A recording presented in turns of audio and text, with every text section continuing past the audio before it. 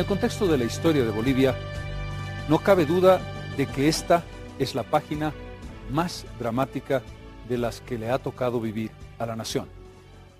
Hemos denominado el conjunto de este relato Los Caminos al Mar, la historia de lo que fue uno de los más terribles despojos que sufrió Bolivia y el contexto de cómo se desarrollaron los acontecimientos bélicos de 1879 y sus terribles consecuencias a lo largo del siglo XX.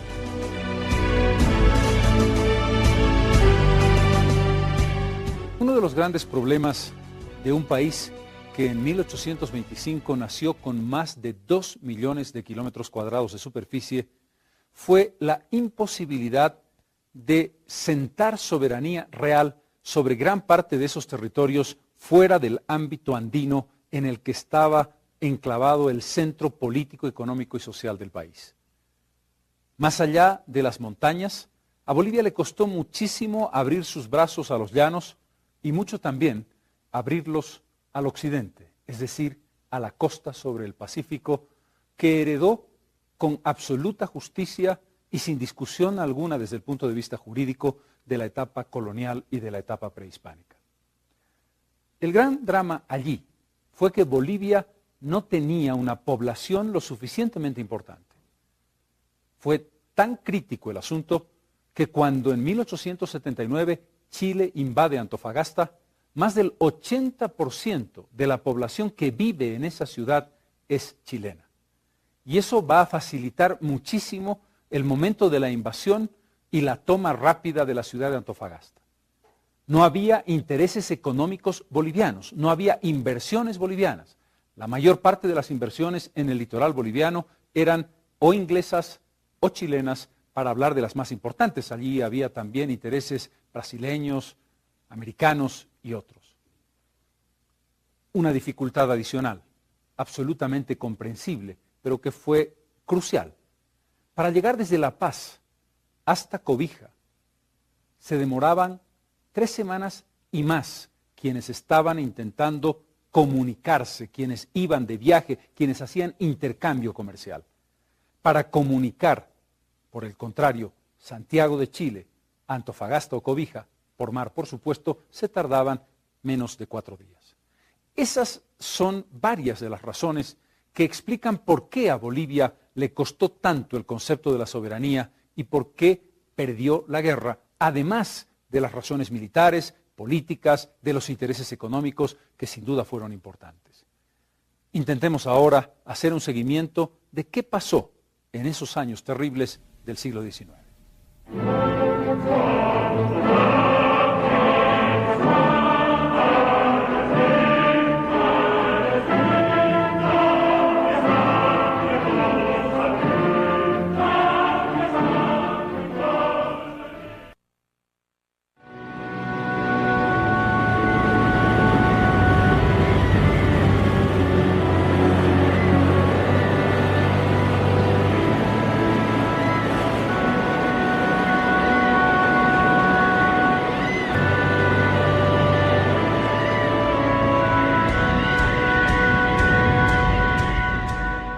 A ningún país le es tan preciada la costa como al nuestro. Para unos es riqueza y poder, para el nuestro es un ideal. Para otros es un jirón de tierra, para el nuestro es un jirón del alma. Pues como el mar ha dejado de estar delante de nosotros, ahora está dentro de nosotros. Bolivia y el mar estuvieron siempre juntos, desde tiempos inmemoriales. El imperio Tiahuanacota desarrolló en su periodo expansivo por lo menos 7 asentamientos humanos en el valle de Azapa, en plena costa del Pacífico. Por supuesto, también el imperio incaico llegó en el sudoeste de sus dominios a copar regiones del norte de Chile, es decir, lo que hoy es territorio boliviano usurpado. Durante el periodo colonial, la audiencia de Charcas tenía claramente bajo su dominio dependencias de la costa oeste, es decir, litoral sobre el Océano Pacífico. La audiencia abarcaba desde el río Loa en el norte, al norte de Tocopilla y al sur de Iquique, a los 21 grados, y el río Salado en el sur, al sur de Taltal y al norte del valle de Copiapó, entre los grados 26 y 27. Las leyes 9 y 12 de la recopilación de Indias establecen claramente esa jurisdicción de lo que a partir de 1825 fue el departamento de Potosí. El propio conquistador de Chile, Pedro de Valdivia, expresaba en una carta a Carlos V en 1550 que el paralelo 25 era el límite más al norte de su jurisdicción. Chile nunca poseyó territorios más al norte del Valle de Copiapó. Esto lo ratifican todos los mapas publicados de América del Sur en el mundo hasta 1880. En 1826, Atacama era una provincia dependiente de la prefectura de Potosí, con su capital en San Pedro de Atacama. La evolución de la región culmina el 1 de enero de 1867, cuando se crea el departamento del Litoral. El Litoral se dividía en dos provincias: La Mar, capital Cobija, y Atacama, capital San Pedro de Atacama. La zona tenía una población superior a los 15.000 habitantes. La superficie del departamento litoral era de aproximadamente 120.000 kilómetros cuadrados, con casi 400 kilómetros de costa. La razón por que una región tan inhóspita como Atacama se convirtió en motivo de conflicto fue la evidencia de su gran riqueza, fundamentalmente guano y salitre, ambos usados para la fertilización de tierras. Sí, la tierra más árida del mundo tenía en su seno la potencialidad para fecundar a otras tierras del planeta. El guano es el excremento de las aves que viven en la zona: pelícanos, los llamados guanay, precisamente por ello el nombre, y los piqueros. Millones de esas aves generaron durante miles de años los depósitos de guano más grandes del mundo, tanto en la región peruana como en la región boliviana. En tanto, la evolución geológica de los desiertos de Atacama y de Tarapacá transformó masas de agua en inmensos salares. La sal más frecuente era el nitrato de sodio, conocido vulgarmente como salitre o caliche. La potasa extraída de estas sales se usó para la fabricación de pólvora y a partir de 1830 como estimulante de la productividad agrícola, que tuvo gran demanda en Europa. La tercera gran riqueza del litoral fue la plata, cuando en Caracoles se descubrió una gran veta que produjo entonces más que el propio Cerro Rico de Potosí. La primera confrontación viene tras la decisión visionaria de Andrés Santa Cruz de hacer una confederación entre Bolivia y Perú. Su concreción en 1836 puso en alerta primero y en guerra franca después a Chile. El chileno Diego Portales, en una célebre carta al general Blanco Encalada, decía: «La confederación debe desaparecer para siempre del escenario de América. Ambos estados juntos, Bolivia y Perú, serán siempre más que Chile». En 1839, el general chileno Bulnes derrota a Andrés Santa Cruz en Yungay y mata el sueño de la Confederación Perú-Boliviana. Entre 1842 y 1866, las pretensiones chilenas se ven cada vez con más evidencia. Diversos incidentes generados intencionalmente por Chile van a poner en debate y en discusión la soberanía sobre territorios claves como Mejillones. La primera consecuencia es el funesto Tratado de 10 de agosto de 1866, por el cual se establece el límite fronterizo en el paralelo 24, y se decide que entre el paralelo 23 y 25 las riquezas serán compartidas a mitades por ambos países. Con esto, Bolivia ha cedido, de hecho, 2 grados de longitud en su territorio.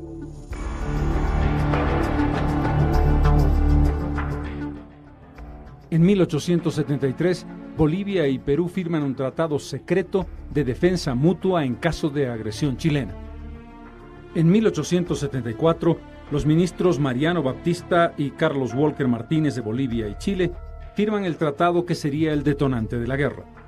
Bolivia acepta no cobrar impuesto ni gravamen alguno a personas, industrias o capitales chilenos que exploten riquezas en territorio boliviano. Desde 1842, varios empresarios chilenos, franceses, brasileños, estadounidenses, ingleses están explotando las riquezas naturales del litoral boliviano en nuestro territorio. En febrero de 1878, el presidente Daza, dada la circunstancia económica grave que atraviesa el país, decide imponer una contribución de 10 centavos por quintal de salitre exportado a la empresa más importante de capital anglo-chileno, la Compañía de Salitres y Ferrocarriles de Antofagasta. La compañía se niega a pagar la contribución. La combinación de los intereses empresariales ingleses, la oligarquía chilena y la rapacidad para conseguir todos los recursos del litoral conducen a este desenlace inevitable. Chile, haciendo honor al lema de su escudo, por la razón a la fuerza, invade Antofagasta el 14 de febrero de 1879 con 2 blindados y una corbeta.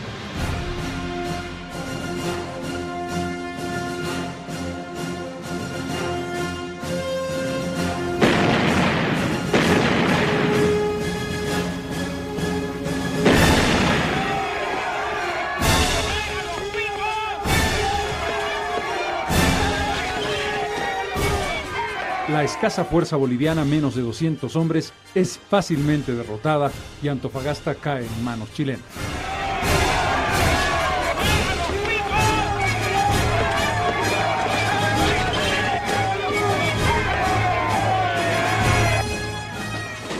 La noticia llega a La Paz el 25 de febrero y Bolivia comienza a prepararse para la defensa de su territorio.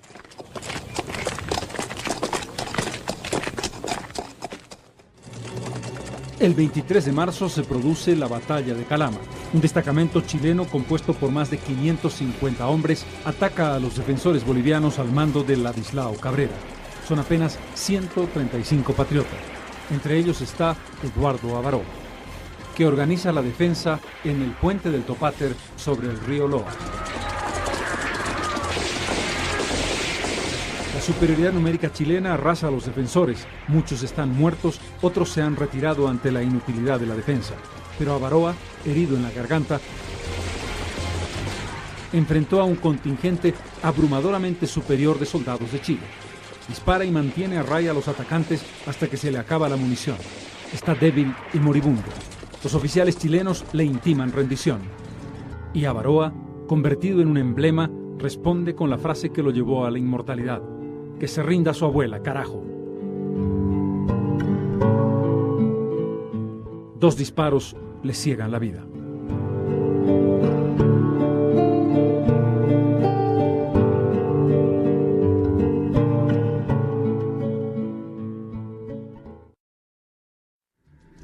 Tras la declaratoria oficial de guerra de Chile el 6 de abril del 79, Perú entra en la guerra.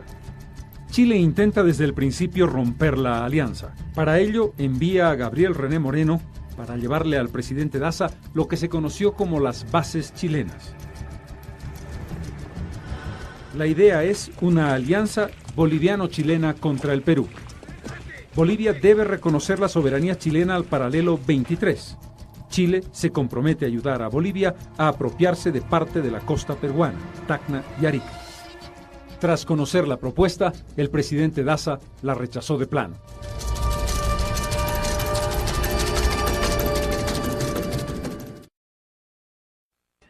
Al carecer Bolivia de flota marítima, todo el peso de la guerra en el mar recae sobre la flota peruana, comandada por Miguel Grau, quien al mando del vapor Huáscar se convertiría en uno de los grandes héroes de la Guerra del Pacífico.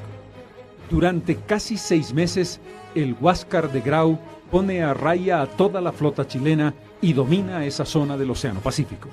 Su mayor éxito, el 21 de mayo, en la rada de Iquique, el hundimiento del buque chileno Esmeralda. El Huáscar se da el lujo de bombardear más de un puerto chileno. Finalmente, el 8 de octubre, Chile decide darle la guerra total. 5 naves chilenas rodean al pequeño y heroico vapor peruano. El lugar, Angamos, cerca de la bahía de Mejillones. Rodeado por los barcos chilenos, varios proyectiles impactan contra el vapor que se incendia. Un cañonazo chileno perfora el casco y mata a Miguel Grau, quien vuela en pedazos. 144 marineros mueren en el combate.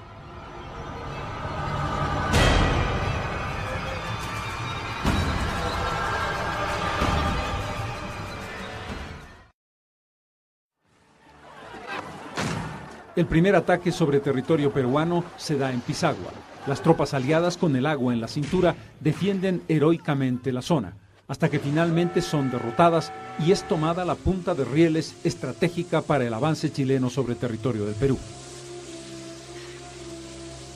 Los aliados deciden de mutuo acuerdo que el presidente Daza va a ser el comandante en jefe de las operaciones militares. Daza se traslada a Arica y después de varios meses mueve a su ejército a Iquique para reforzar a las tropas aliadas comandadas por Buendía. Más de 2.000 hombres comienzan a marchar bajo el sol abrasador con muy poca agua en condiciones desfavorables. Detenido el ejército en un punto denominado Camarones, enfrenta una decisión importante: continuar para entrar en batalla o volver a Arica. Increíblemente, los oficiales Casto Arguedas, Eliodoro Camacho e Ignacio Ceballos deciden la contramarcha con la aquiescencia del presidente Daza.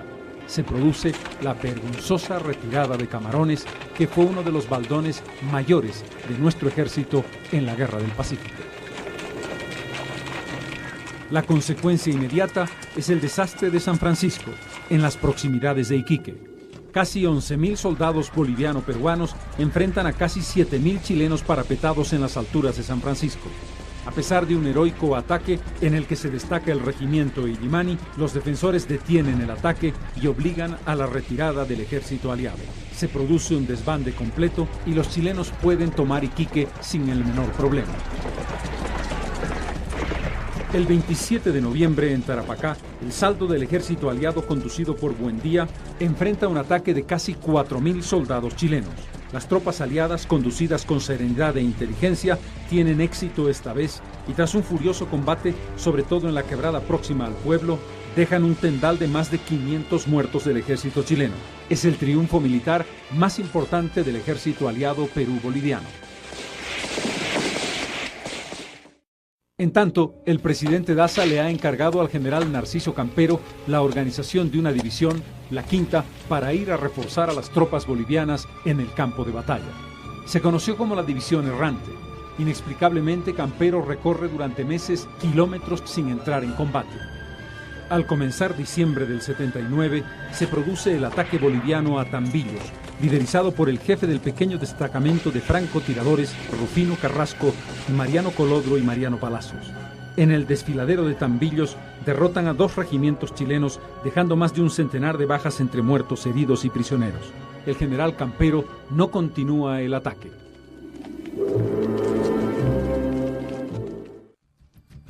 En el interín se produce la caída de Daza. La retirada de Camarones va a significar el fin de su presidencia.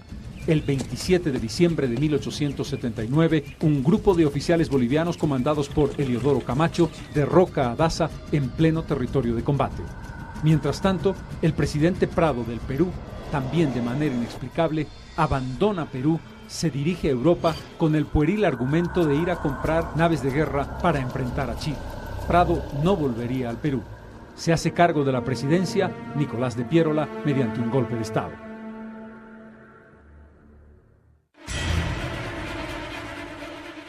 El momento decisivo que va a sellar la suerte de Bolivia es la batalla del Alto de la Alianza.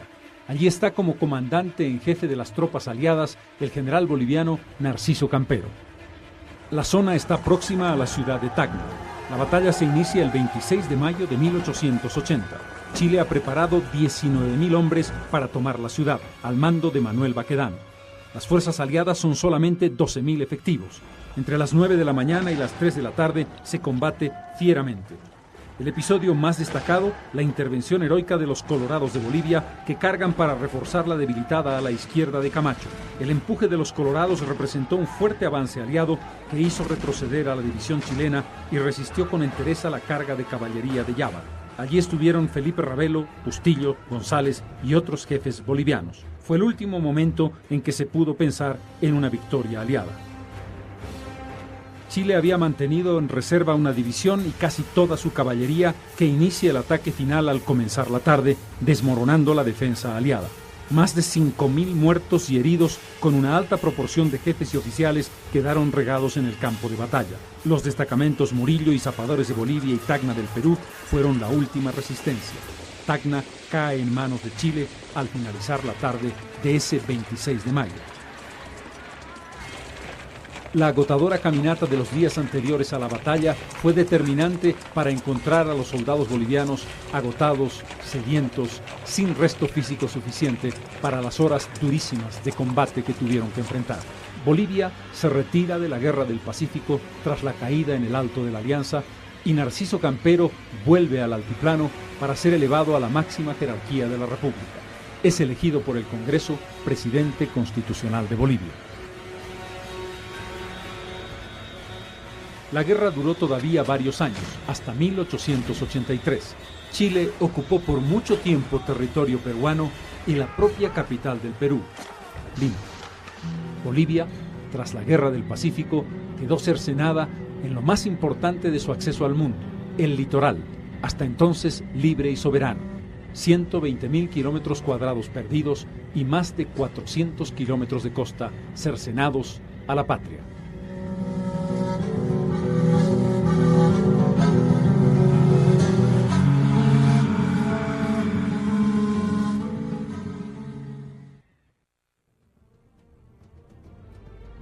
En octubre de 1880 se propugna la primera reunión en busca de la paz. Reunidos en la goleta norteamericana La Caguana, representantes de Chile, Perú y Bolivia no pueden llegar a un acuerdo. Chile habla duro y claro. Quiere la cesión de los territorios de Perú y Bolivia al sur de Camarones. 20 millones de pesos de pago compensatorio. Ruptura definitiva de la alianza Perú-Boliviana. Chile, a sotoboche, insiste en cederle a Bolivia Tacna y Arica para colocar al país en contra del Perú. Son condiciones imposibles. En 1883, Chile y Perú firman el Tratado de Paz y Amistad. Perú cede Tarapacá y se acuerda la posesión por Chile de las provincias Tacna y Arica durante 10 años. Se debía hacer un plebiscito para definir qué estado mantenía el dominio sobre ambas ciudades. Nunca se realizó. En el gobierno de Mariano Baptista se firma el tratado del 18 de mayo de 1895. Se cierra una puerta y se abre otra. Bolivia reconoce la soberanía territorial de Chile sobre los territorios ocupados. Chile se compromete a darle a Bolivia un puerto en el Pacífico. Chile terminó archivando el tratado.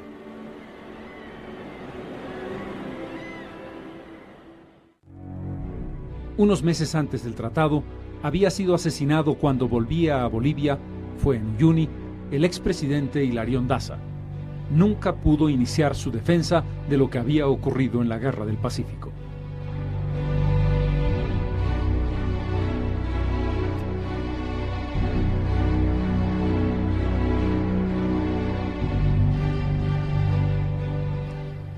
¿Qué duda nos puede caber a todos, bolivianos y no bolivianos, de que la Guerra del Pacífico en 1879 fue una guerra injusta? Fue una invasión y fue una conquista por las armas y por la fuerza, sin razón, ni argumento jurídico, ni defensa de ninguna naturaleza. Ese despojo que se concretó en mayo de 1880, cuando Bolivia se retira en la guerra, define claramente lo que sería el destino inmediato de tres naciones. La prosperidad de Chile apoyada en las grandes riquezas que tenía precisamente el litoral boliviano, el enclaustramiento de Bolivia por más de 100 años con un conjunto de daños muy difícilmente cuantificables, pero que contribuyeron de manera significativa a que el desarrollo fuera mucho más lento y que el combate contra la pobreza fuera mucho más difícil. Y no se trata aquí de echar culpas o responsabilidades al pasado o pretender que los propios errores de nuestra sociedad se deben exclusivamente a ese despojo. Pero sería también absurdo suponer que eso fue una anécdota. Por favor, fue mucho más que eso. Fue un elemento gravísimo en el destino de Bolivia, un destino que todavía está por resolver. Salvo para especialistas del fuste de Roberto Querejasu o Valentina Besia o Escobar y Cusicanqui o Gumucio, son muy pocos los compatriotas que conocen esta historia que les vamos a narrar. Una historia prácticamente desconocida. Hablamos frecuentemente de memoria sobre cómo actuó Bolivia desde la firma del Tratado de 1904 hacia adelante. ¿Qué es lo que hicieron sus diplomáticos y sus políticos? Y con mucha frecuencia somos injustos al no comprender o al no valorar los grandes esfuerzos y las estrategias que se desplegaron para que la política internacional boliviana no perdiera nunca de vista la justa reivindicación de un espacio soberano en el Océano Pacífico.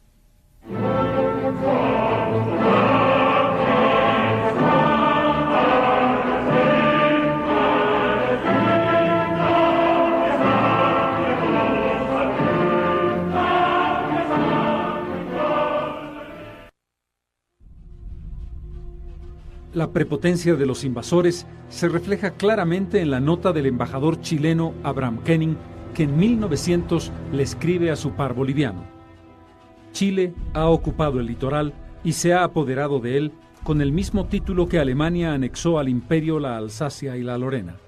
Nuestros derechos nacen de la victoria, la ley suprema de las naciones. Que el litoral es rico, eso ya lo sabíamos. Lo guardamos porque vale. Bolivia fue vencida, no tenía con qué pagar y entregó el litoral. Es una entrega indefinida por tiempo indefinido. Chile no debe nada, no está obligado a nada. Esa la brutalidad de Santiago. El despojo de nuestro litoral fue grandemente rentable para Chile. En ese territorio explotó guano, salitre, plata y cobre. Alguna vez el presidente Salvador Allende dijo: el cobre es el sueldo de Chile.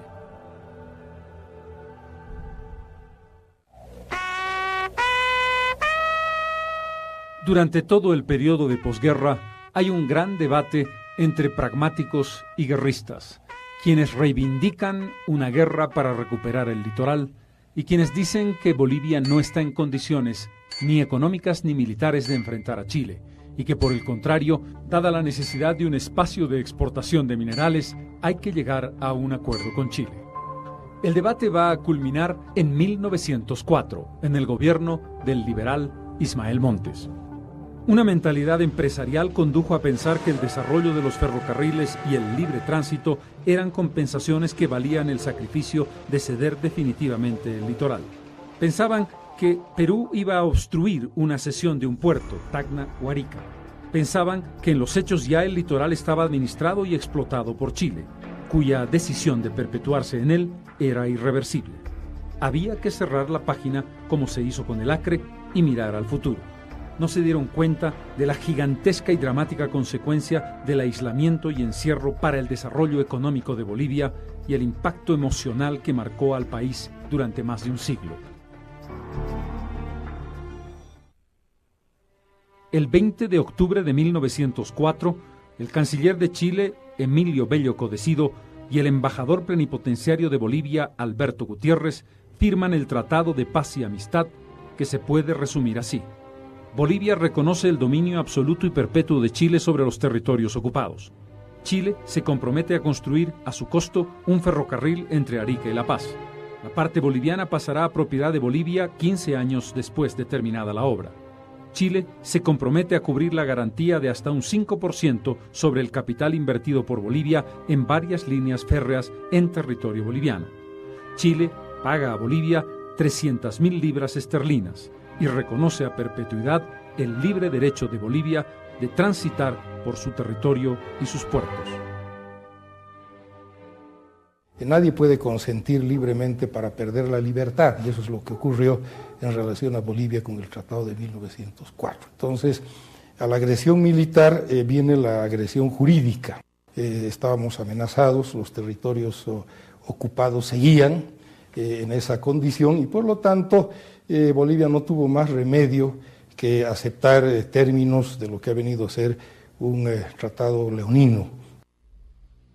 El Congreso tiene que debatir la aprobación o rechazo del tratado firmado en Santiago. Las sesiones son borrascosas, pero el gobierno impone su ratificación y su promulgación, que se hace el 10 de mayo de 1905.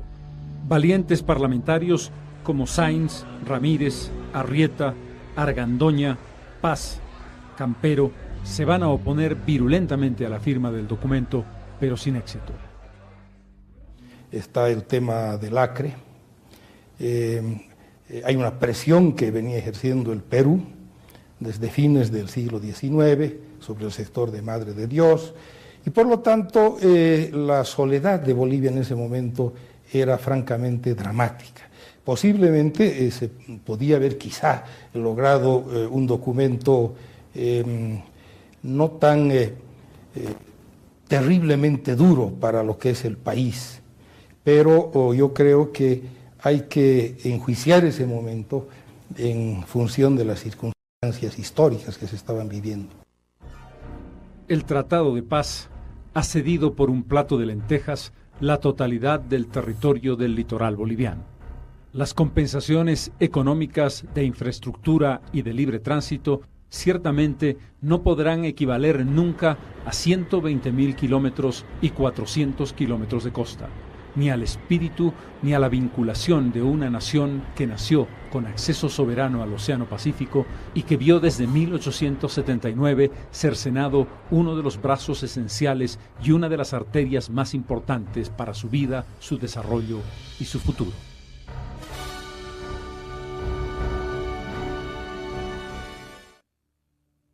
Una de las falacias que se ha afirmado a lo largo del tiempo es que Bolivia no tuvo nunca una política exterior coherente en el tema del mar. Los hechos demuestran fehacientemente lo contrario. Desde 1910, Bolivia marcó una línea permanente de reivindicación con muy pocas variantes a lo largo del tiempo. Poco a poco fue acuñándose el concepto de que todo escenario era propicio. El bilateral, el trilateral y el multilateral.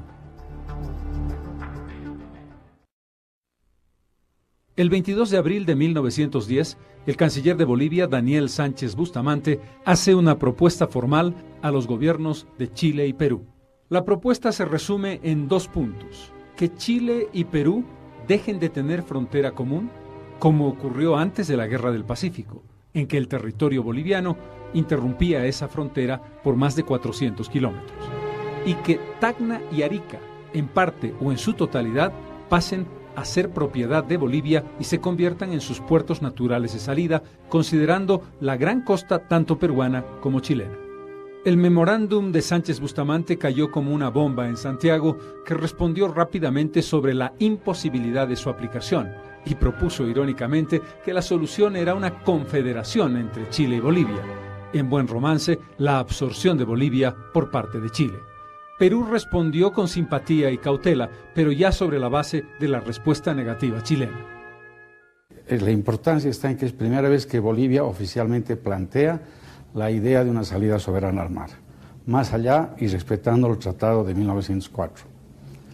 Comenzaba así un largo camino de reivindicación que tuvo consistencia a lo largo del tiempo. En el interín, Chile intentó siempre convencer a Bolivia de que si Tacna y Arica quedaban en su propiedad definitiva, iba a facilitar una salida al mar. En 1920, el expresidente Ismael Montes presentó una demanda ante la Liga de las Naciones, pidiendo la revisión del Tratado de 1904 en base al artículo 19 del Tratado de Versalles. ¿Cuáles eran los argumentos? La violencia bajo la cual fue impuesto por Chile, la inejecución por parte de Chile de algunos puntos del tratado, la amenaza de guerra con la movilización de tropas por parte chilena y la dependencia y privación definitiva del mar con el cumplimiento del tratado. Hubieron debates muy fuertes entre Agustín Edwards de Chile y Carlos Víctor Aramayo de Bolivia, que el asesor de la delegación boliviana, Demetrio Canelas, se opuso a la forma de redacción del documento de Tamayo, pero Tamayo era muy fuerte y pidió a la Liga la revisión, para que la Liga revise el tratado.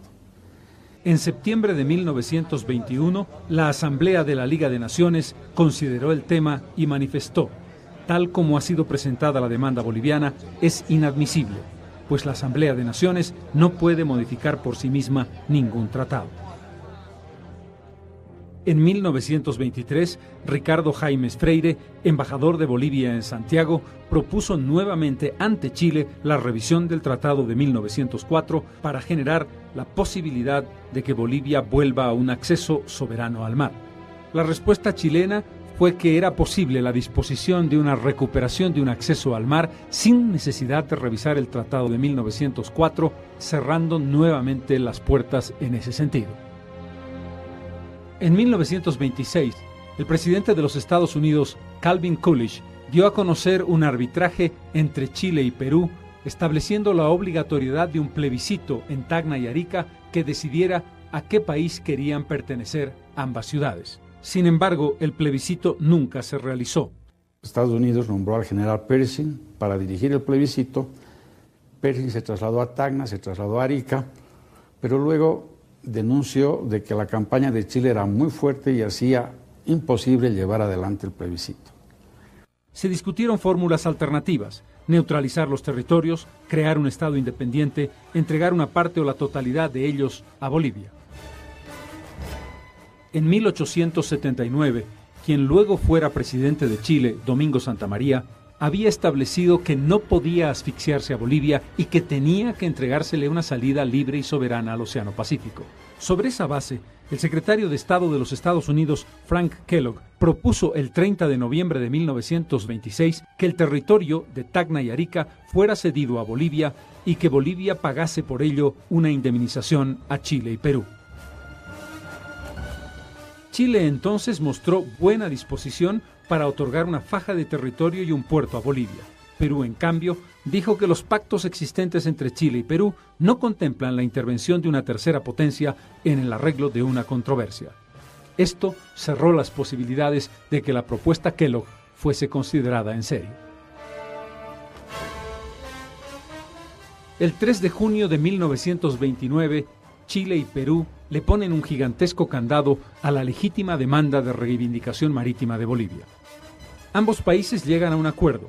Tacna queda en propiedad del Perú y Arica queda en propiedad de Chile de manera definitiva. Pero lo importante era el protocolo complementario que abrió una profunda herida en Bolivia. Los gobiernos de Chile y del Perú, decía el protocolo, no podrán, sin previo acuerdo entre ellos, ceder a una tercera potencia, obviamente Bolivia, la totalidad o parte de los territorios que en conformidad al tratado quedan bajo sus respectivas soberanías. Esta disposición se convirtió en el verdadero punto muerto de todos los intentos bolivianos de llegar a un acuerdo con Chile para un acceso soberano al mar.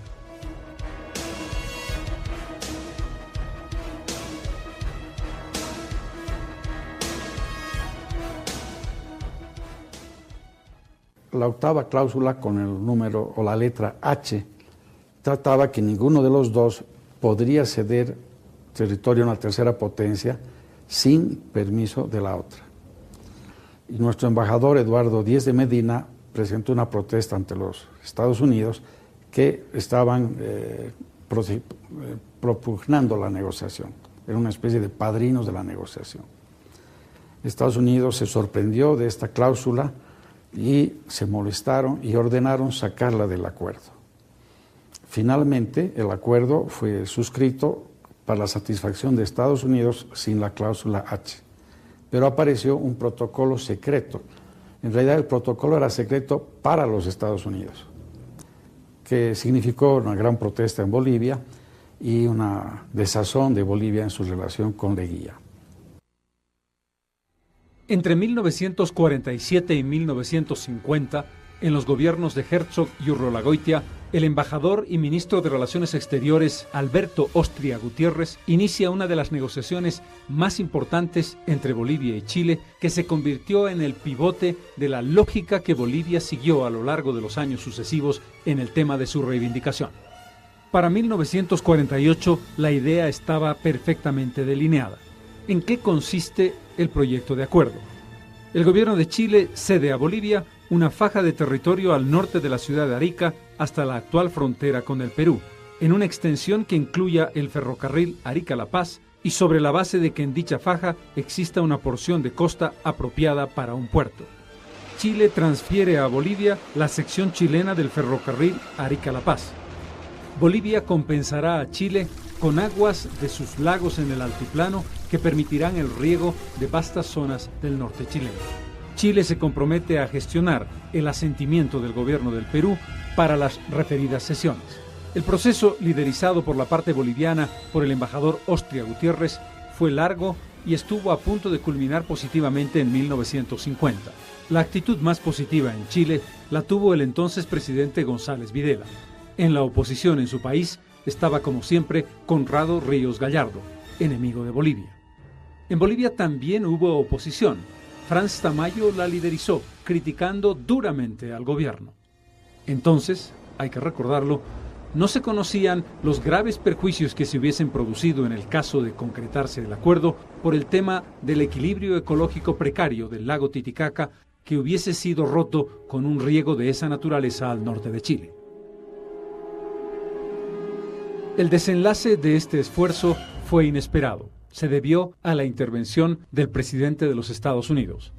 Por tercera vez, la primera potencia del mundo intervenía en el tema de la demanda marítima boliviana. Hayes en 1880, cuando se dio la goleta Lackawanna para la primera aproximación entre las partes.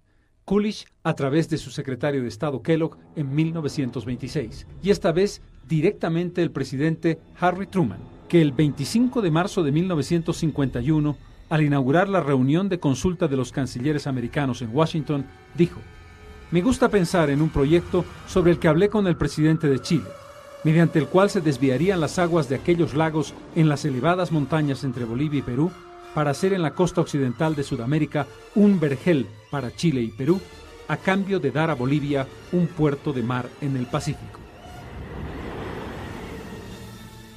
Fue una intervención espontánea de Truman que se salió del texto de su discurso. El terremoto fue inmediato, tanto en Chile como en el Perú. En cambio, en Bolivia todo fue aplaudir. El presidente Urriola expresó su pleno acuerdo con la propuesta del presidente Truman. La oposición chilena se estrelló brutalmente contra el presidente de Chile, a quien acusó de andar haciendo negociaciones sin consulta con el presidente de los Estados Unidos. González tuvo que salir al paso, indicando que era un tema que debían resolver bilateralmente Chile y Bolivia.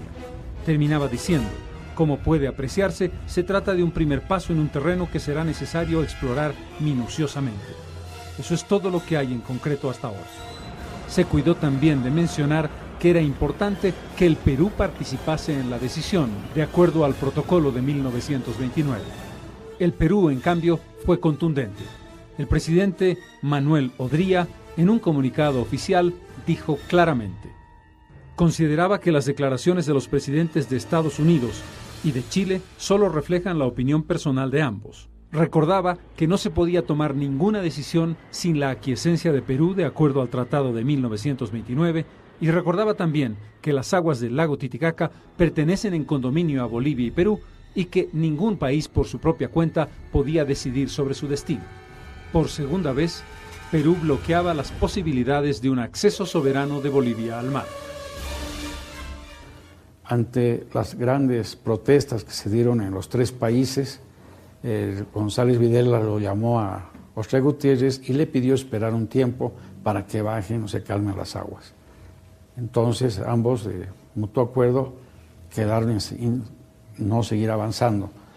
Sin embargo, es interesante apuntar que el canciller peruano Gallagher viajó a Santiago y le dijo a González Videla: los civiles del Perú estamos de acuerdo con la salida al mar a Bolivia. La forma que usted ha planteado no la acepta el ejército del Perú. De ese modo, las minuciosas y largas negociaciones entre Bolivia y Chile, iniciadas en 1948, se vieron cerradas abruptamente. Aunque la idea esencial de la propuesta boliviana marcó la ruta más viable para llegar a una solución que implique una costa soberana boliviana en el Océano Pacífico.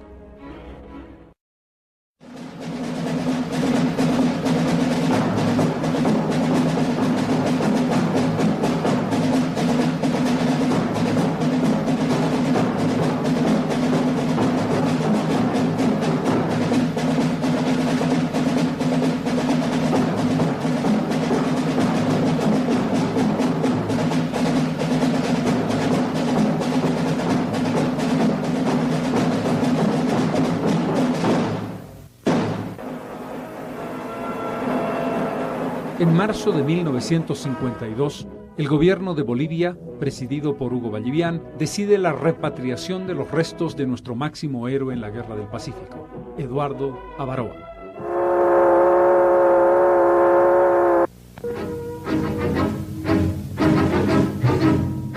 Para ello, se preparan actos de gran importancia a lo largo de todo el trayecto de retorno de los restos desde su entrada a la frontera boliviana.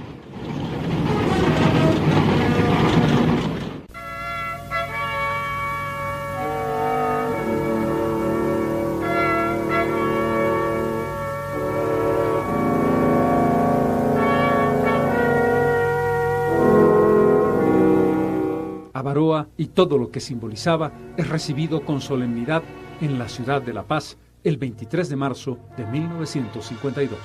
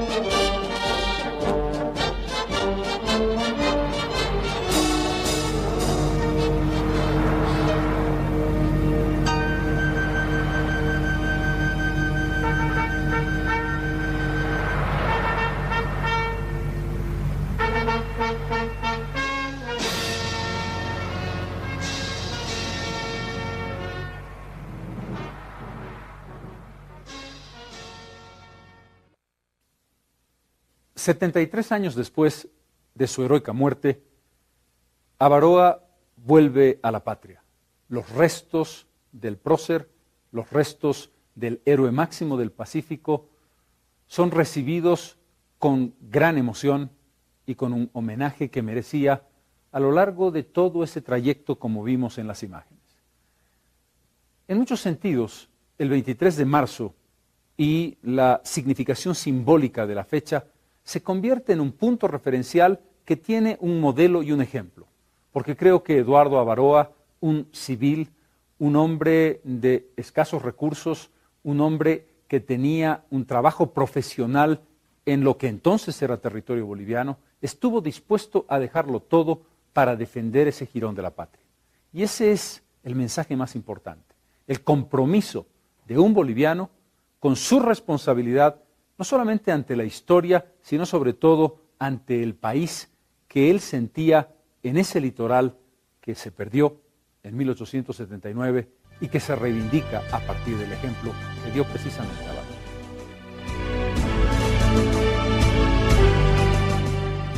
El Tratado de 1929 planteó una suerte de tenaza de candado imposible de resolver para Bolivia. Tanto Chile como Perú, a partir de negociaciones que tuvieron grandes posibilidades de éxito, resolvieron el punto muerto, el bloqueo, indicando, yo doy esta respuesta, pero este otro no quiere avanzar. Alguna vez fue Chile, alguna vez fue Perú, ambos en conjunto no entraron nunca en negociaciones de fondo, y mucho menos en lo que debiera ser una conversación entre las tres partes interesadas, Bolivia, Chile y Perú, para buscar de manera franca una solución definitiva al problema. Más allá de las simpatías, más allá de lo que fue una alianza histórica, más allá de la proximidad más que evidente entre Bolivia y Perú, no fue nunca posible una identidad de intereses que permitiese resolver desde la óptica de ambas naciones el problema. Ni digamos esa fácil respuesta permanente de Chile. Bolivia, sin embargo, insistió, creo yo, con mucho criterio y con mucha inteligencia, en las negociaciones de 1975, de 1987, en el éxito del multilateralismo en 1979, en búsquedas honestas de soluciones razonables que hasta ahora se le han negado.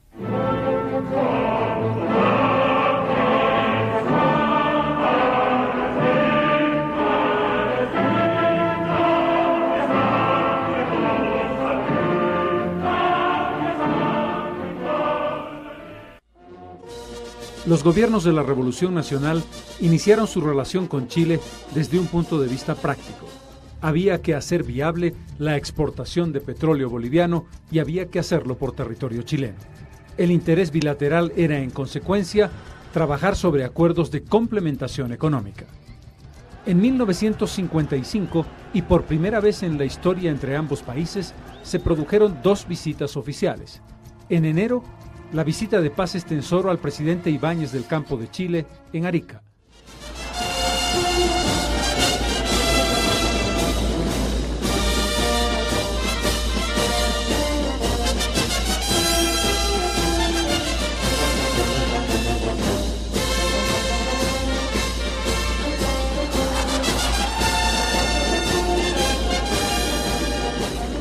Y en agosto de ese año, la retribución. Ibáñez del Campo llegó a La Paz. El tema del mar se había convertido en una cuestión secundaria, al punto que no se tocó oficialmente en el encuentro. Los periodistas bolivianos le preguntaron al presidente de Chile en La Paz sobre la cuestión. Su respuesta fue bastante descomedida. Ustedes me dicen que representan al pueblo. No estoy de acuerdo con eso por experiencia personal. Por eso, cuando ustedes me dicen que representan al pueblo boliviano, permítanme que lo ponga en duda. Buenos días, señores. Y no dijo una sola palabra sobre el tema marítimo. En cambio, la visita permitió el acuerdo que se concretó en 1957 para la construcción del oleoducto Sica-Sica-Arica, que permitió la exportación de petróleo boliviano. Irónicamente, Paz Estenssoro, que había tenido una actitud tan flexible con Chile, tuvo que encarar la ruptura de relaciones con ese país. El tema, el desvío de las aguas del río Lauca. El Lauca es un río internacional cuyo curso superior se encuentra en Chile y el inferior en territorio boliviano. Antes de la guerra había sido íntegramente boliviano. Chile decidió, para poder regar vastas zonas del norte de su territorio, la canalización de las aguas del río. Comenzó los trabajos en 1953. Hacia 1960 las obras estaban prácticamente terminadas y Chile pensaba inaugurarlas. El gobierno de Bolivia había reclamado insistentemente a través de su embajador en Santiago, Germán Monroy Bloch. La respuesta fue categórica.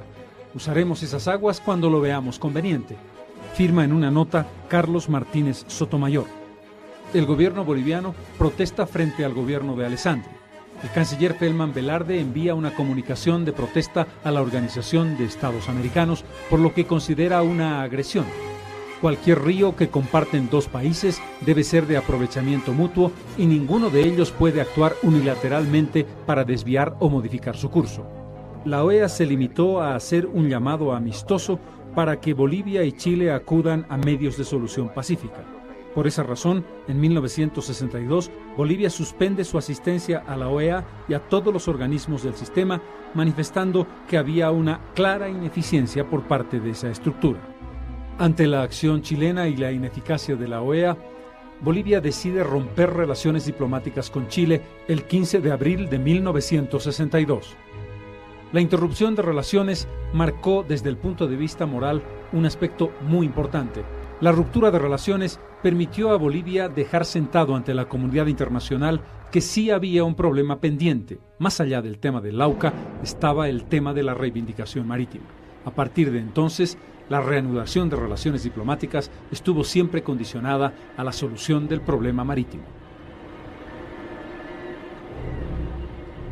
Al comenzar la década de los años 70, la confluencia ideológica entre los gobiernos de Perú, Velasco Alvarado, Bolivia, Juan José Torres, y Chile, Salvador Allende, hizo pensar en que era posible un acercamiento y una solución definitiva al problema.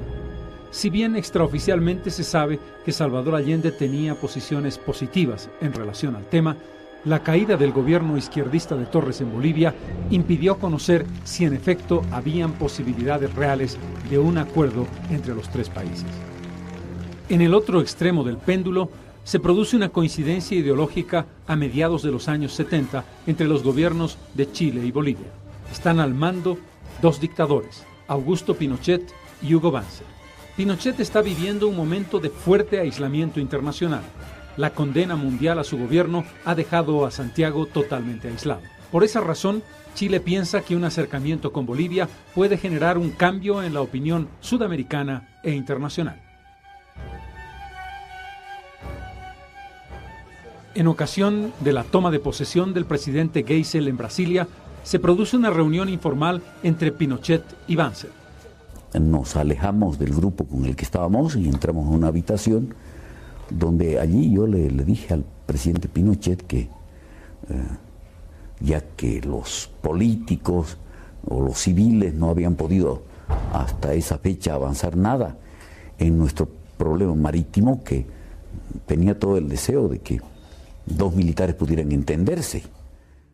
Poco después, Pinochet propone una reunión formal con Banzer en la frontera entre ambas naciones. Va a producirse en Charaña, en el más desolado altiplano, a casi 4.000 metros sobre el nivel del mar. El 8 de febrero de 1975 se encontraron en Charaña, en la línea férrea, en un vagón de ferrocarril, los presidentes de Bolivia y Chile. Las consecuencias inmediatas de ese encuentro, conocido como el Abrazo de Charaña, fueron la reanudación oficial de relaciones diplomáticas que estaban interrumpidas desde hace 13 años, y un documento que decía: continuar el diálogo para buscar formas de solución a temas como el relativo a la mediterraneidad que afecta a Bolivia dentro de recíprocas conveniencias. Inmediatamente, Chile ascendió de rango a su cónsul en Bolivia, Rigoberto Díaz Grunov, que fue embajador, y Bolivia nombró como embajador a Guillermo Gutiérrez Bea Murguía, quien presentó credenciales en abril de ese año. Nosotros, creyentes en la buena fe, en la buena disposición de que restableciendo las relaciones diplomáticas podíamos haber avanzado más rápidamente, pero no fue así. En agosto de 1975, coincidiendo con el sesquicentenario de la fundación de la República, Bolivia presenta formalmente su propuesta de solución al gobierno de Chile. Se recuperan las ideas básicas de los acuerdos frustrados de 1950. La cesión a Bolivia de una costa marítima con soberanía y que esté unida al territorio boliviano por una franja territorial igualmente soberana. La adopción de un régimen de autonomía para las operaciones de comercio exterior en el puerto de Arica y eventualmente la cesión de un enclave al país. Pero no propusimos ningún trueque, propusimos compensaciones no territoriales. Pensábamos que podíamos establecer un polo de desarrollo inclusive tripartito entre Bolivia, Chile y Perú. Simultáneamente, una representación boliviana presenta ante la consideración del presidente Morales Bermúdez cuáles son los temas de propuesta boliviana a Chile para que Perú se mantenga informado. Un conocimiento mínimo de la postura geopolítica de Pinochet, incluso antes de ser presidente, podía haber hecho adivinar la imposibilidad de encontrar una solución con el dictador chileno. Pinochet había sostenido siempre que Bolivia nunca había tenido derechos reales sobre las costas de Atacama en el Océano Pacífico, y era un fervoroso defensor de los derechos de conquista obtenidos a través del triunfo en la guerra de 1879. El 21 de diciembre de 1975, el embajador Gutiérrez Bea Murguía llega muy optimista y cree que el mar está ya a la vuelta de la esquina. Traía la respuesta que le dio el canciller Carvajal a él. Me remito a lo que dijo Carvajal en su libro, y dijo, al leer la documentación, al leer la oferta chilena, me di cuenta que el gobierno de Chile había ofrecido honestamente a Bolivia una salida soberana al mar, cerca a un gran puerto como Arica, con conexión ferroviaria y con un puerto internacional. De ahí la euforia, comprendo la euforia de don Guillermo Gutiérrez, el embajador, cuando llegó al Alto de la Paz.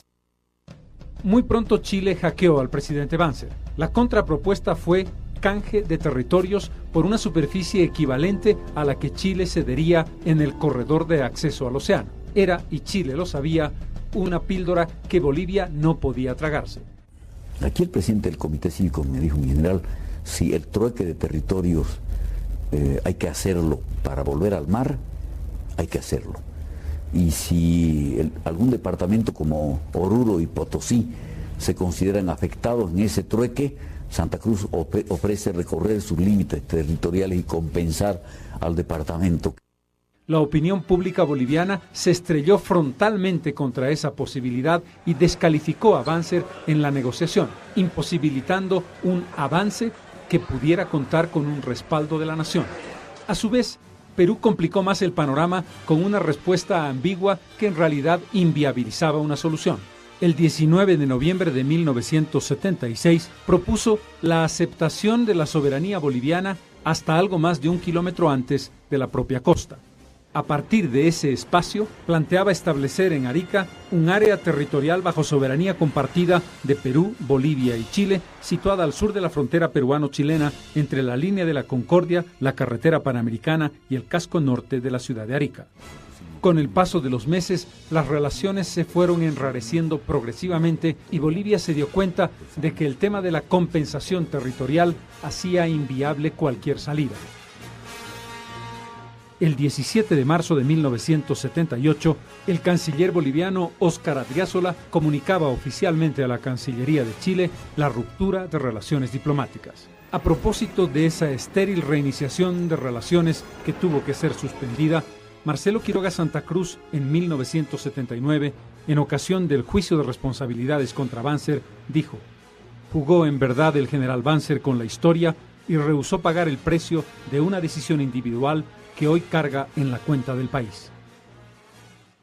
Que no había una voluntad política real de resolver el problema. Estaba la presión argentina sobre el tema del canal de Beagle, estaba la presión que hacía el Perú, bajo el liderazgo entonces de Velasco Alvarado, de recuperar las cautivas antes de que se cumpliese el centenario de la Guerra del Pacífico, y estaba la situación de aislamiento internacional efectivamente de Chile. Esos tres factores yo creo que empujaron al presidente Pinochet para buscar de alguna manera neutralizar a Bolivia. La lección de Charaña es, sin embargo, que la solución a la mediterraneidad boliviana pasa necesariamente por la consideración de una franja lindante con la frontera actual entre Chile y Perú que nos permite un acceso libre y soberano al Océano Pacífico con continuidad territorial.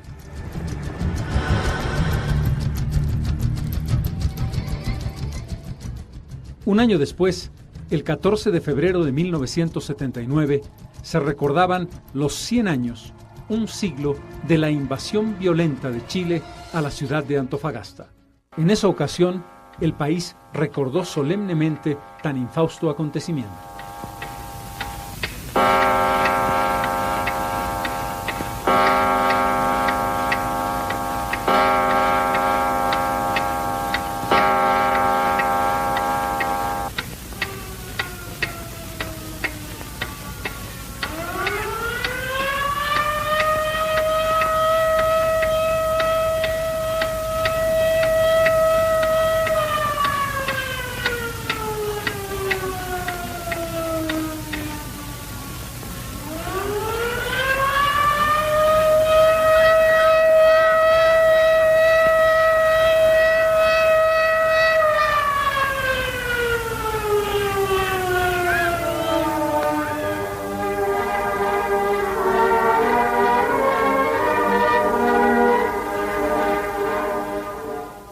Compatriotas, juremos por Dios, la patria y la memoria de nuestros héroes, que jamás renunciaremos a recobrar nuestro mar. ¿Lo juráis?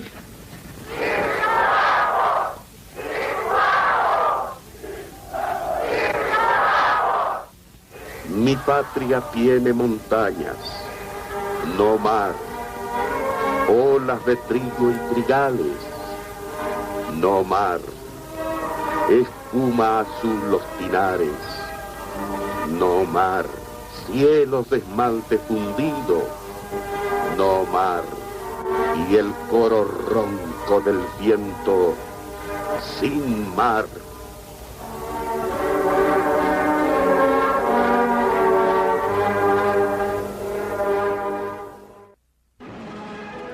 En ese mismo 1979 se realiza la Asamblea General de la Organización de Estados Americanos por primera vez en la historia en la ciudad de La Paz.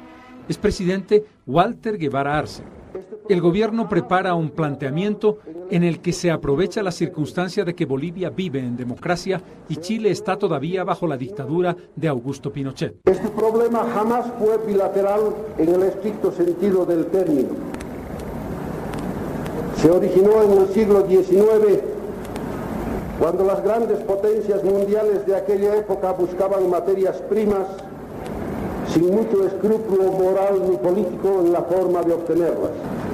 Cuando la guerra se produjo, resultó que el territorio boliviano sobre el mar interfería a los propósitos estratégicos expansionistas de uno de los contendientes.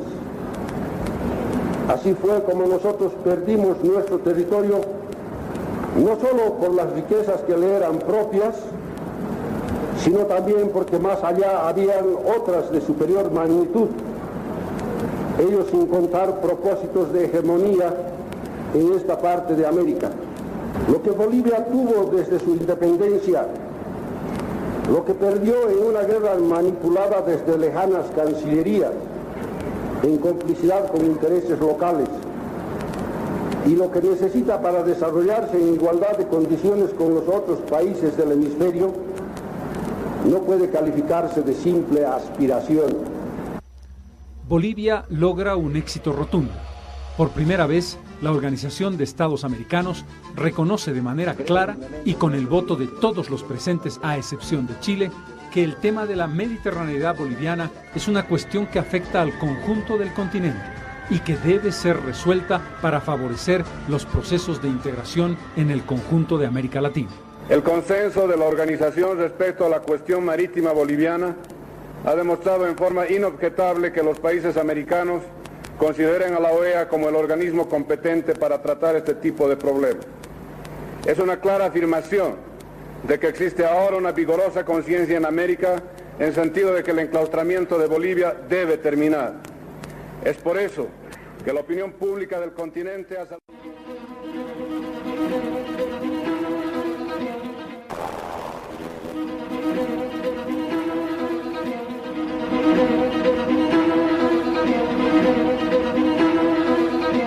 Lamentablemente, el éxito diplomático se empaña y destruye con el violento y absurdo golpe del 1 de noviembre de 1979, exactamente un día después de la clausura de la Asamblea General en la sede de gobierno boliviano.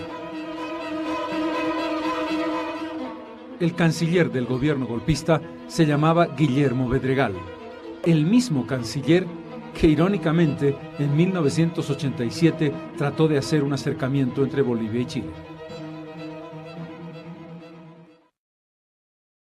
A pesar de la traumática experiencia de la dictadura de Banzer frente a Pinochet, Bolivia insiste en una aproximación con el mismo gobierno. El presidente Paz Estenssoro, el 22 de febrero de 1986, adelanta nuevamente una actitud de aproximación para buscar una solución al tema marítimo boliviano. Chile ha solucionado su problema de límite con Argentina, en el Tigre.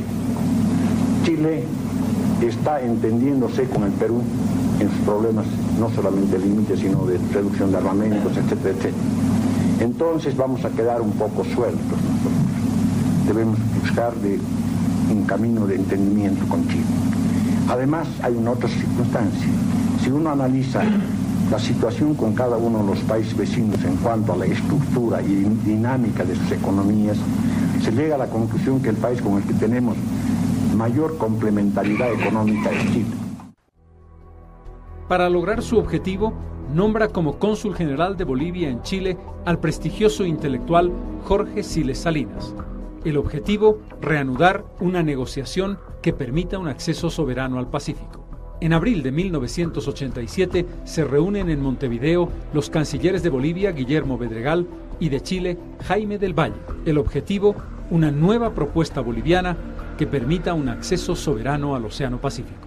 La base de la propuesta nacional es similar a la de 1950 y 1975. Un corredor desde la frontera de Bolivia con Chile hasta el Océano Pacífico, colindante con la línea de la Concordia frontera entre Chile y Perú. Como opción alternativa, 3 enclaves, uno de ellos el más importante en Mejillones, que fuera antiguo territorio boliviano. tanto la presentación del planteamiento boliviano como las necesarias aclaraciones que hemos solicitado para su debida y completa inteligencia, como las respuestas dadas a nuestras preguntas por la delegación de Bolivia, conforman esta primera reunión que a nosotros nos ha dejado satisfechos. Perú en esta ocasión adoptó una actitud de neutralidad y expectativa.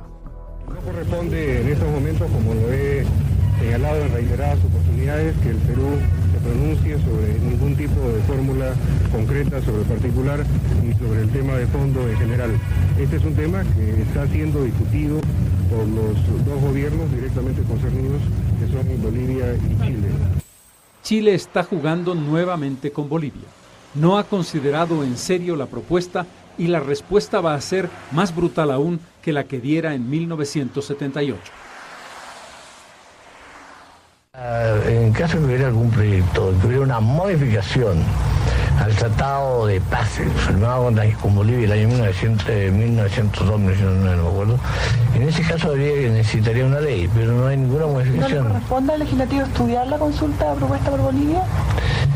La consulta, pero si no ha llegado nada, ¿qué me va a consultar? ¿Qué me va a estudiar? Si hay una modificación al tratado. Si hubiera una modificación al Tratado de Paz, tiene que llegar aquí para que sea ley de la República, si no, no tiene ningún valor.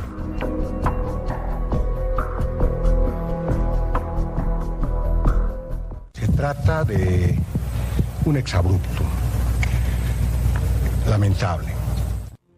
El canciller chileno Jaime del Valle expresa públicamente que la propuesta boliviana había sido un balde de agua fría y Chile le dice un no categórico a Bolivia. De ninguna manera puede sostener hoy que la proposición en Montevideo era un vaso de agua fría, por las circunstancias de ser él un alarife de un gobierno totalitario. Es un cobarde. Yo creo que ha habido mala fe a partir del retorno de ambas delegaciones cuando concluyó la reunión de Montevideo.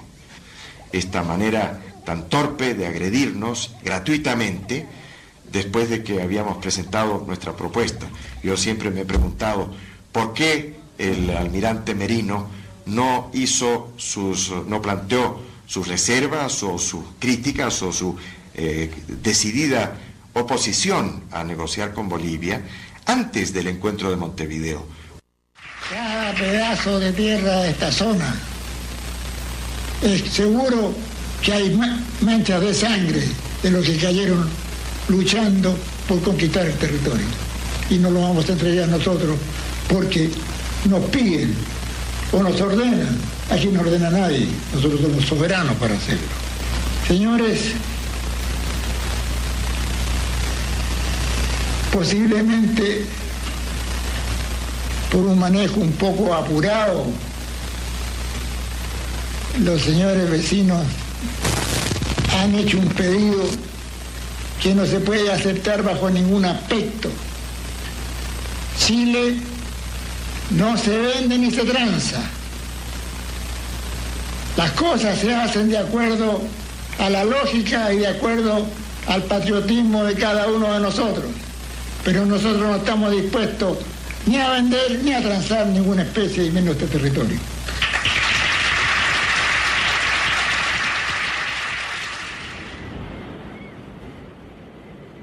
En 1992, Bolivia busca un puerto alternativo a Arica que le permita una negociación en mejores condiciones en su difícil relación con Chile. De allí, el acuerdo Mariscal Andrés de Santa Cruz que firman Jaime Paz Zamora y Alberto Fujimori.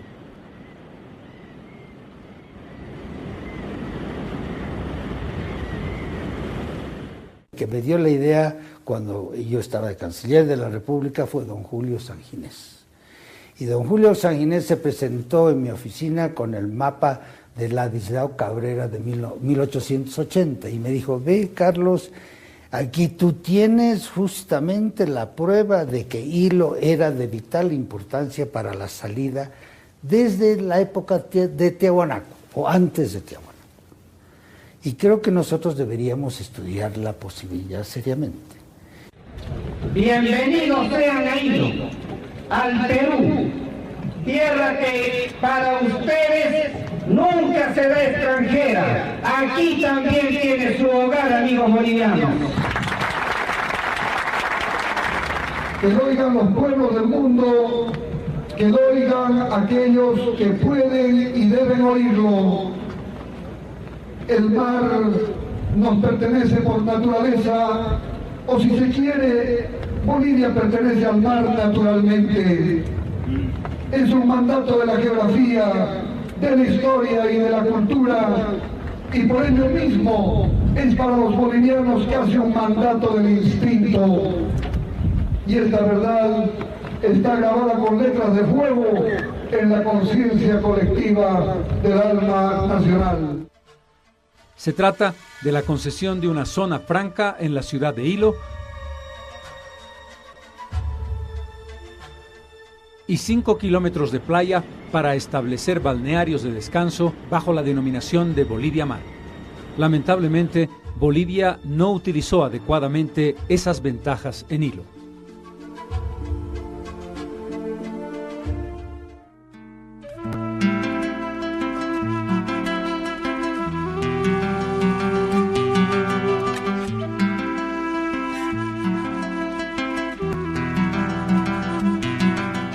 Al promediar los años 90, surge el problema de las aguas manantiales del Silala, aguas que fueron artificialmente canalizadas para el consumo de regiones del norte de Chile.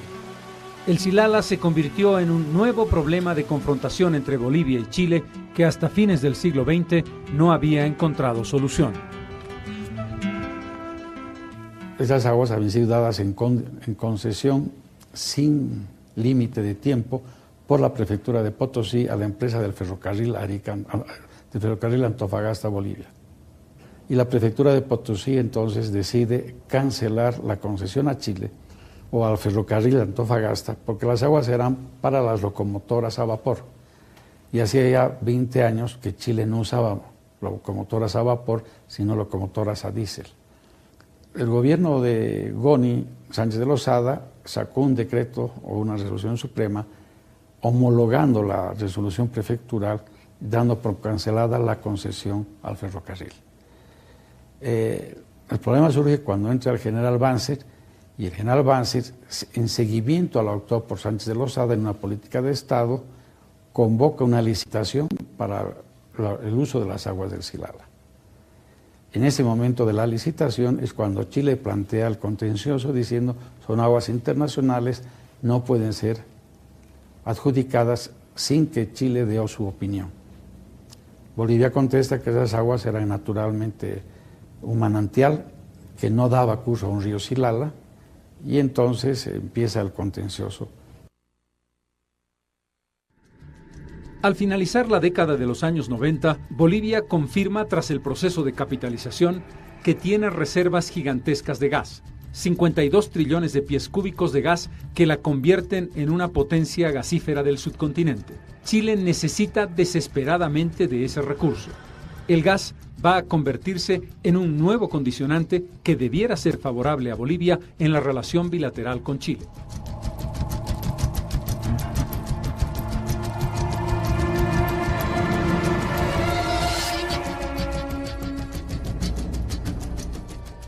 El nuevo presidente de Chile, Ricardo Lagos, va a buscar una propuesta de fondo que encuentre una solución para los intereses energéticos chilenos. Negocia la otorgación de una zona franca de 600 hectáreas donde Bolivia puede instalar una planta de licuefacción de gas que le permita al país exportar por mar hacia el norte y a la vez que le permita a Chile comprarle gas a Bolivia. Chile no ofrece soberanía, aunque sí le da a Bolivia manejo directo en la administración de esa zona franca, el cobro de impuestos dentro de ese territorio y algunas otras ventajas complementarias. Banzer ve con buenos ojos esa posibilidad y esa va a ser la lógica de los gobernantes bolivianos hasta octubre de 2003, cuando se produce la hecatombe social, uno de cuyos temas fundamentales es precisamente la militante acción de quienes desde la oposición al presidente Sánchez de Lozada se niegan rotundamente a la exportación del gas y mucho menos a la venta de gas a Chile.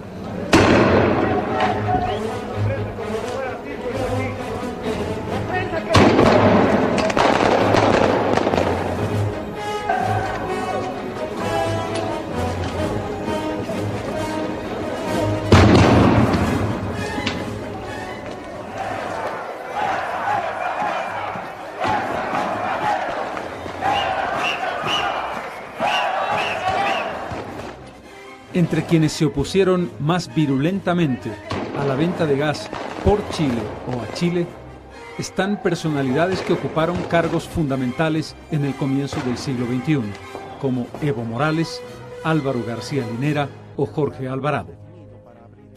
El dirigente cocalero compitió por la presidencia de Bolivia con Gonzalo Sánchez de Lozada y apoyó la revuelta que terminó con ese mandato en octubre pasado. Es también una de las voces principales en esta última ofensiva boliviana para acceder al mar por territorio chileno.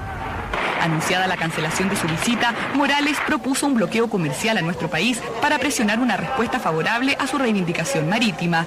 Llamó también a sus compatriotas a no consumir productos llegados desde nuestro país porque, según señaló, no es posible que haya relaciones comerciales si no hay relaciones diplomáticas. Excelencia, el señor presidente de la República de Bolivia, don Carlos de Mesa Gisbert, hará uso de la palabra. ¿Cómo crear una comunidad de la paradoja del cataclismo y de la violencia?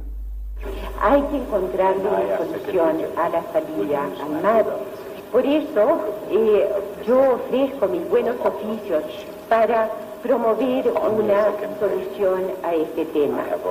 Nos hemos sentido siempre solidarios de todos los esfuerzos de Bolivia por salir al mar. Yo creo que es importante justificar que Bolivia tenga un acceso al mar. Bolivia tuvo mar.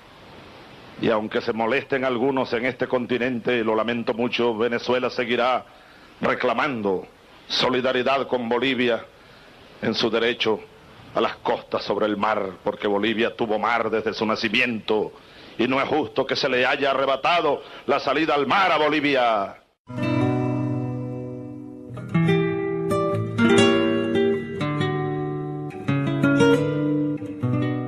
Convocamos al presidente Lagos y al gobierno de Chile a buscar con nosotros una solución definitiva a nuestra demanda marítima, sobre premisas muy claras, pero creemos que pueden ser muy efectivas.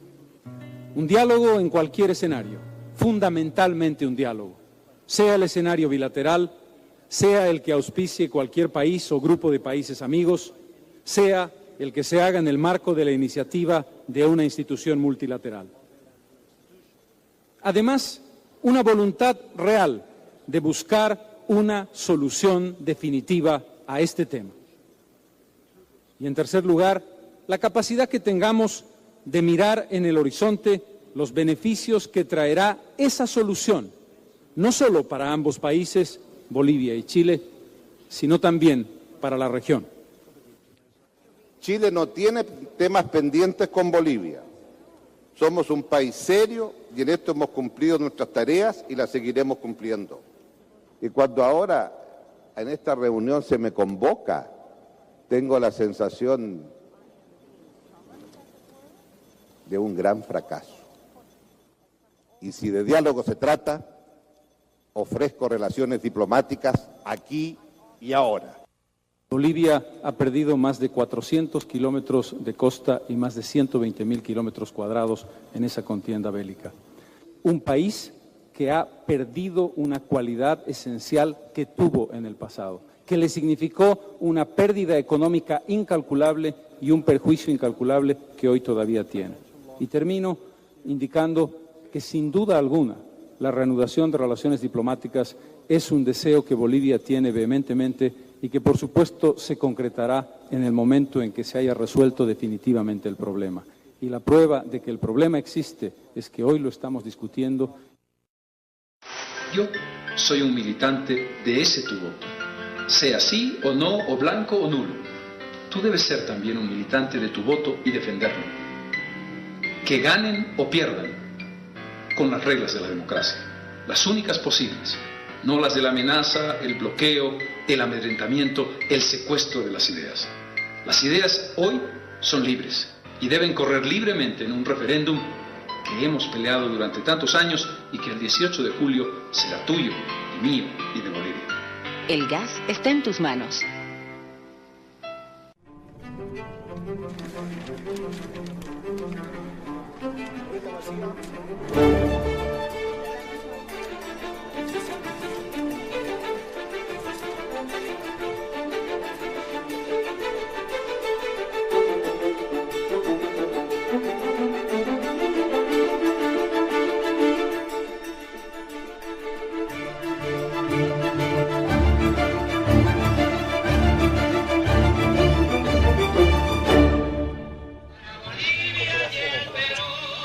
Las notas de un vals peruano compuesto para la ocasión acompañaron buena parte del programa previsto para la suscripción del Tratado de Integración y Cooperación.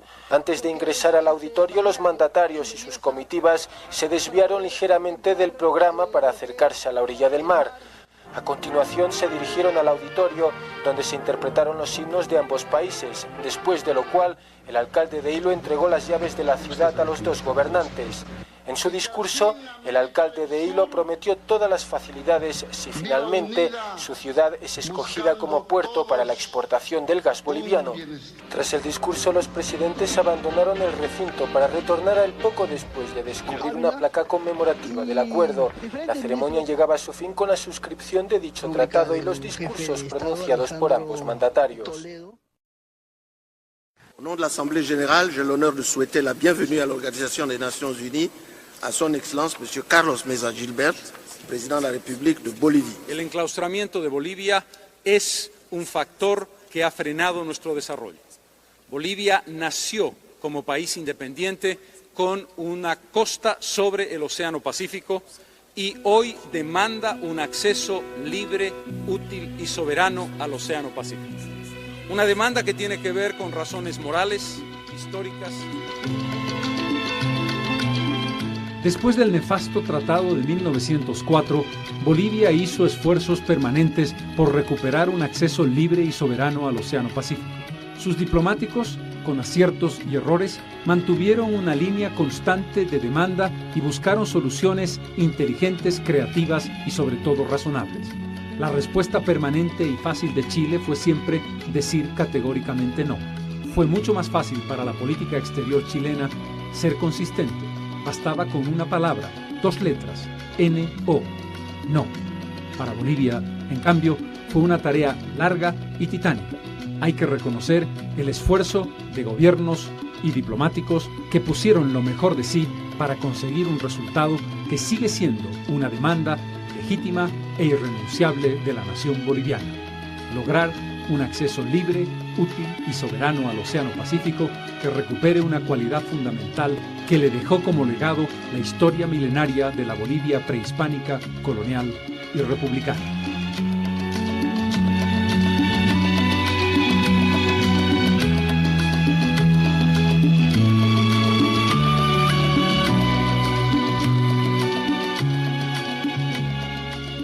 Si algo nos debe quedar claro es que después de ese desastroso tratado de 1904, con ese contexto tan complejo en el que se desarrolló, y particularmente a partir de 1910, a lo largo de todo el siglo XX, Bolivia sí tuvo una política exterior consistente en función del objetivo mayor de recuperar un acceso libre, soberano y útil al Océano Pacífico. El que Bolivia haya ensayado la negociación bilateral, trilateral y multilateral no niega en absoluto que hubo una búsqueda de respuestas. Una búsqueda de respuestas condicionada por los diferentes momentos históricos.